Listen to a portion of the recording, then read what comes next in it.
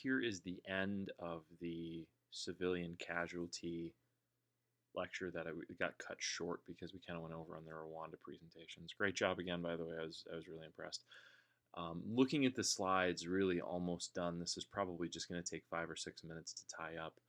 Maybe a little bit more because let's review Weinstein really quickly to make sure that we're all on the same page with what's going on with Weinstein.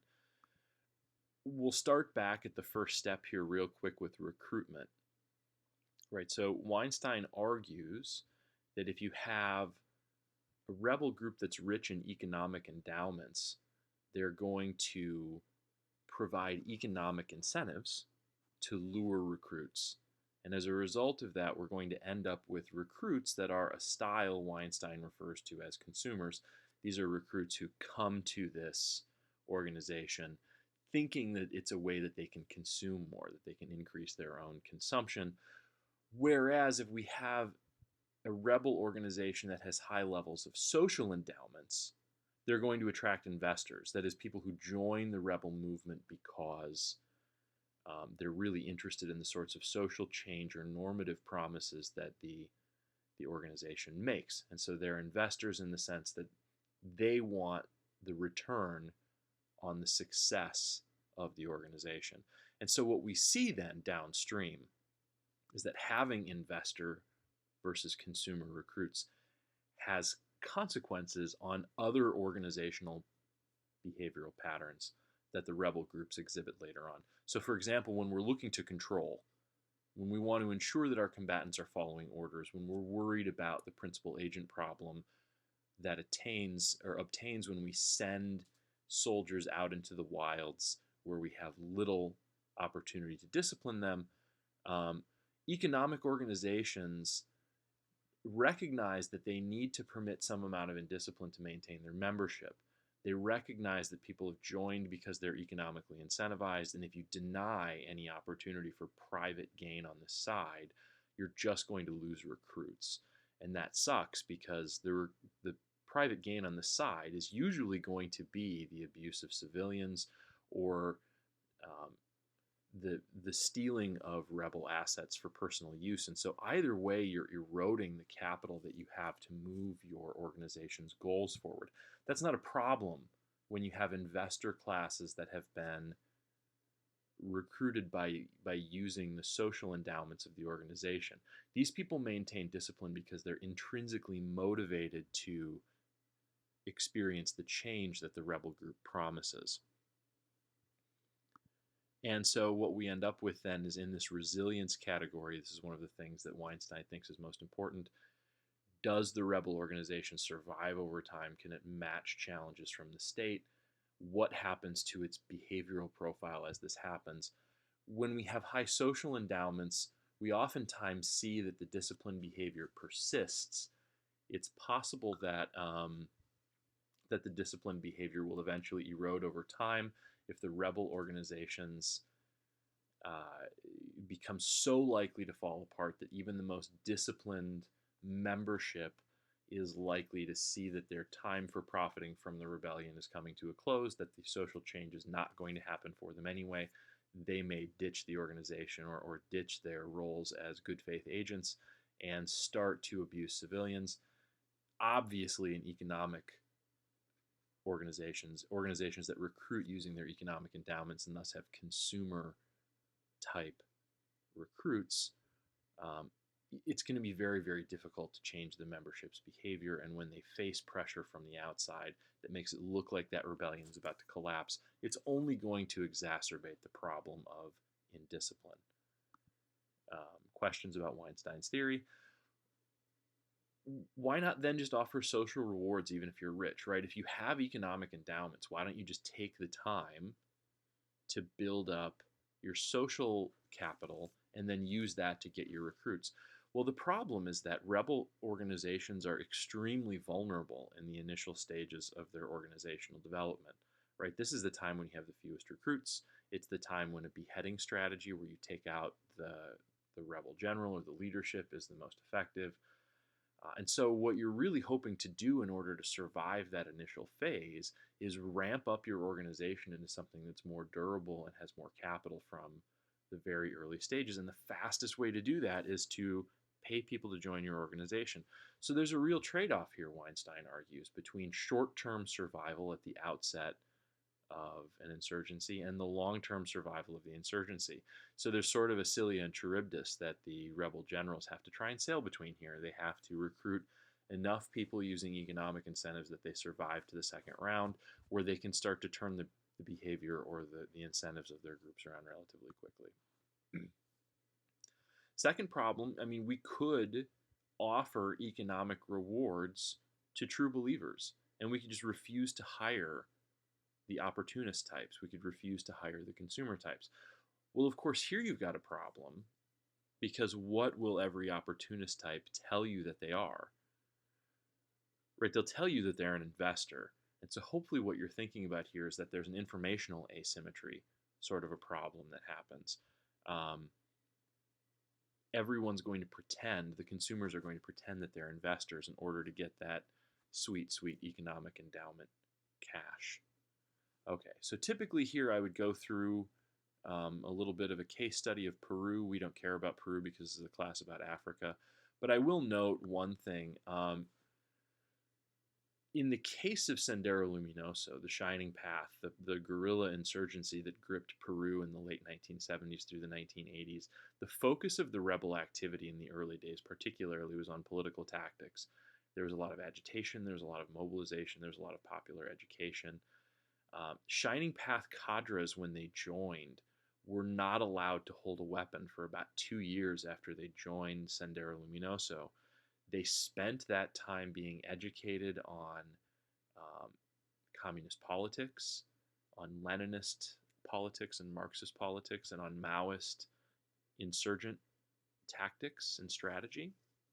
And they spent a lot of time in local communities, meeting with peasants, creating popular schools that they would introduce to the movements, winning hearts and minds without weapons before they were ever allowed to hold a gun, and before they were really paid either. And so Weinstein notes that Sendero Luminoso was a highly disciplined organization as a result of this, but there were parts of Sendero that were less well organized.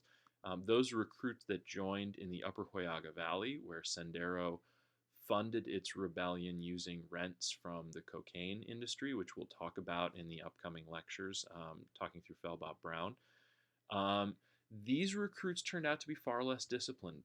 Sendero had a lot of problems in the Upper Huallaga Valley with civilian abuse, and Weinstein argues that this pattern and variation, even within the organization of Sendero Luminoso, is a good piece of evidence that his theory must be true, right? Because where you have low economic endowments in the rest of Peru, Sendero spent a lot of time making sure that its recruits were normatively motivated to fight for communism, and they had an extremely highly disciplined fighting force. There was very, very low levels of civilian abuse, but you introduce cocaine, you introduce this opportunity for outside profit, and suddenly you start to recruit consumer types or opportunists who are likely to abuse the population. So there's just a very short case study example from Weinstein's book that considers how the Peruvian case, an internal variation in the number of civilians that Sendero Luminoso abuses in different regions, back up his argument. Okay, so having dispatched then with Weinstein's theory, let's talk a little bit about Jessica Stanton. Stanton's puzzle is pretty similar to Weinstein's. Why do some rebel organizations, or I guess some combatants, she includes states in her analysis? What accounts for the variation between high and low violence combatants? Why do some combatants abuse civilians and others don't? She also introduces another part to this puzzle, which is, what do we really mean when we talk about high and low violence? So there are a number of different types of violence, and these types of violence serve very different purposes, right? We have massacres and scorched earth tactics, forced expulsion, and these all seem to serve different types of purposes. We'll talk about this a little bit more in a few slides. I guess that's right now. So these tactics deliver different sorts of goods or strategic ends to the insurgent groups. we distinguish between when combatant organizations want to control a population, when they would like to build political goodwill, when they would like to, in the sort of Migdal tradition, when they would like to penetrate society and create, social engineering and build programs, and when they just want to cleanse a territory of its population. And then lastly, when they hope to use civilian terror as leverage to get their opponents to come to the negotiating table. So, three different strategic ends of violence that implicate different combinations of tactics. And it's important to note that Stanton finds that something like half of the combatants in the civil conflicts that she reviews don't use any of these tactics. They restrain themselves to using selective violence only against civilians that they have reason to suspect have defected to the other side, civilians that are actually providing something to the other side. Um, so now we have a handful of new puzzles that open up here, right? It's not just about which groups commit the most violence against civilians, but what explains variation in the types of violence that they use or the strategic purposes for which they seem to be using that violence. A much more granular puzzle then. Here she is saying this. How do we explain patterns in violence in ways that also reference or include the organizational goals and capacities of the armed group? So our dependent variables here are the types and amount of violence, and our independent variable, what explains this variation, is an interest that the combatant has in international support or legitimacy. In the Cold War, it was really easy to get money if you were a combatant in a civil conflict. You could claim that you were fighting against socialism or capitalism, and then you could hold your hand out to your respective Cold War patron. Now you really need to convince the outside world that you're genuine in order to get this international support. So this, of course, begs a question then. How do combatants decide if they need this support, right? In principle, if it were free, you'd always take the support, right? But the support must not be free.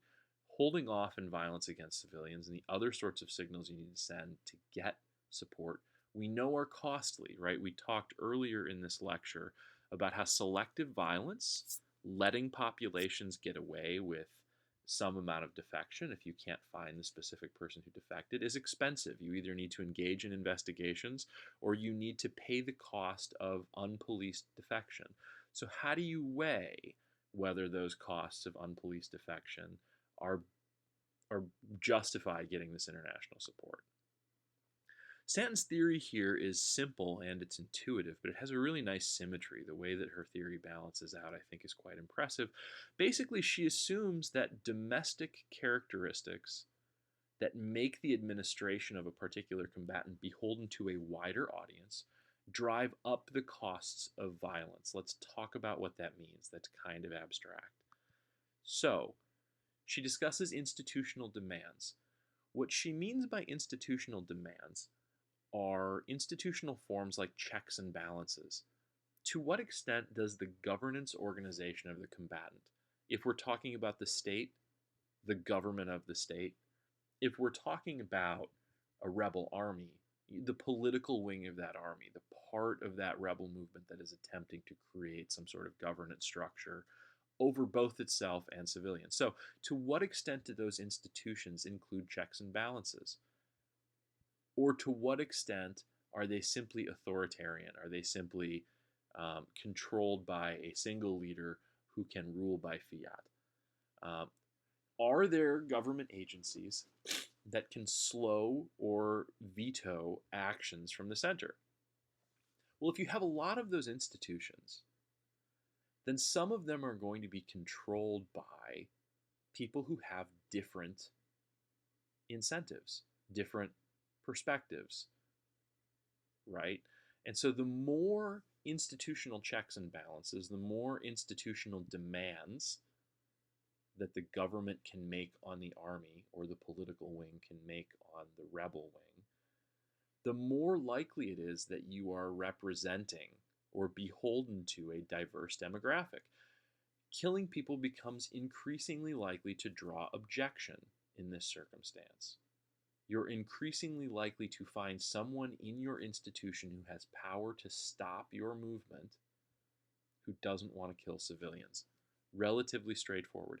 Notice it's not necessarily true. You could create a governance structure that has lots and checks and balances where nevertheless none of the people who are empowered in any of those roles have any power, or I shouldn't say power. They do have the power, but they don't have the incentive or interest in ending civilian casualties. But Stanton argues that all else equal, if you have a lot of checks and balances, that means it's more likely that someone who is in a check or balance role is going to question whether civilians really need to die. Political inclusion is sort of a mirror image of the institutional demands. Here we're talking about the widening of the selectorate. Who is it that has the power or opportunity to choose who gets to make decisions about violence? So at the very narrow end of this, the answer might be basically nobody. You have a combatant organization that's run essentially by fiat where no questioning is allowed. And the other end of the spectrum here is a complete democracy. The United States running counterinsurgency operations, for example. Everyone in the United States in principle has the right to vote for representatives who check the ambition of the army when it comes to engaging in a counterinsurgency strategy. And so if we as a group of people prefer not to see civilians killed, then we will attempt to check the army's operational freedom with respect to targeting civilians. So as, again, in the same logic as institutional demands, as you widen the selectorate into becoming an electorate, as you widen it from an authoritarian regime to a democracy, you're steadily increasing the chances that someone in the constituency that votes in the leaders objects to atrocity and will therefore limit the operational freedom of your combatant group. Lastly, Stanton talks about consolidation or instability. So while the first two elements here refer to the size of the coalition the combatant must impress with its strategy, this element refers to the fragility of the combatant's institution. Would it be easy or hard to overthrow the leadership? So we can see that the concept that Stanton is after here is something like the number of people or the diversity of people who can influence leadership multiplied by their effectiveness, how easily they could replace the leadership, tells you how important it is to stay nonviolent. Democracies that are unstable, relatively easy to replace leadership, Stanton argues in most cases those will be the sorts of combatants that find it very hard to commit violence against civilians because there are lots of demands and tons of opportunity for the demanders to change the administration if they engage in atrocity. Okay, so Stanton argues that not only does nonviolence against civilians for moral reasons draws international support. The international community tends to support organizations that are less violent against civilians. Cynically, we can find counterexamples of this plainly. Violent, repressive institutions that are so strategically important that the international community turns a blind eye. But Stanton, I think, correctly says that in general, the international community wants to support groups that are less violent towards civilians. But she also argues that nonviolence against civilians creates a demand for international support from the institutions that are attempting to remain peaceful towards civilians. Why should that be?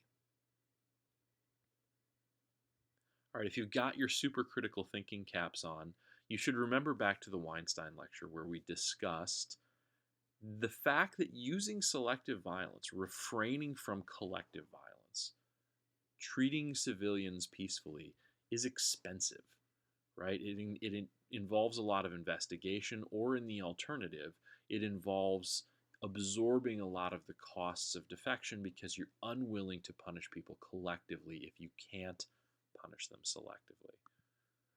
So it costs a lot of money.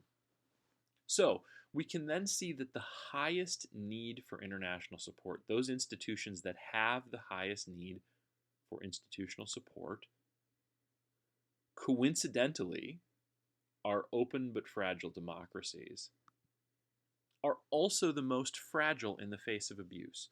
So here we've established that nonviolence draws international support and requires international support. So now what Stanton is going to go on to discuss with us is how this creates in a civil war kind of an oppositional structure, right? So her argument here is that open but fragile democracies, unlikely to kill civilians, need international support, but because they're open to change, because they have a wide variety of checks and balances, and because they represent diverse constituencies, they are also susceptible to pressure from abusive tactics. Democracies are more likely to change policies in the face of terrorism, for example. The other side murders a few civilians, and suddenly the fainter hearts want to negotiate. Let's get rid of this conflict. Let's give them something they want so that we can go back to living peacefully.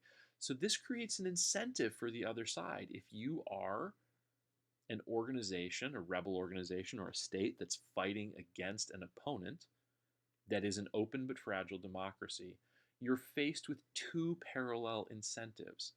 On one hand, you know that a campaign of terrorism or abuse is likely to bring your opposing party to the table because they can't handle the costs you're leveraging against their civilian population. In parallel to that, you know that the international community is unlikely to support you unless you become an even more open and fragile democratic institution. So you know you're unlikely to get the international support in the first place. You're not actually giving anything up. So the pressure on a combatant that faces an open, fragile democracy is to become authoritarian and become abusive towards civilians because the trade-off then is not particularly high. So Stanton's theory essentially argues, it doesn't happen this way all the time, but relatively frequently what we see is that having one relatively open democracy that pursues an expensive strategy of restraint with international allies will incentivize the other party to become a relatively autocratic group that uses a cheaper strategy of terror or atrocity or displacement and eschews any interest in allies. So now, when you go forward, thinking about the Uganda case materials, what you should be looking for, on one hand, is evidence that abuse against civilians obtains in the Uganda case when a particular armed group has incentivized its recruits economically, and those recruits go out into the world, behave in a self-maximizing way, and exacerbate a principal agent problem. They become agents that betray the principal. That's the sort of evidence you're looking for that would support Weinstein in Uganda. Evidence that would support Stanton will set up this sort of dichotomy of democracy versus an autocracy. It will set up this sort of a dichotomy where one group is seeking international aid and they're using that international aid to mitigate the costs that they obtain as a result of pursuing the expensive strategy of restraint against civilians. So you should see a purposeful attempt to transition this open democratic approach to civil conflict into international support. So those are the things you're looking for.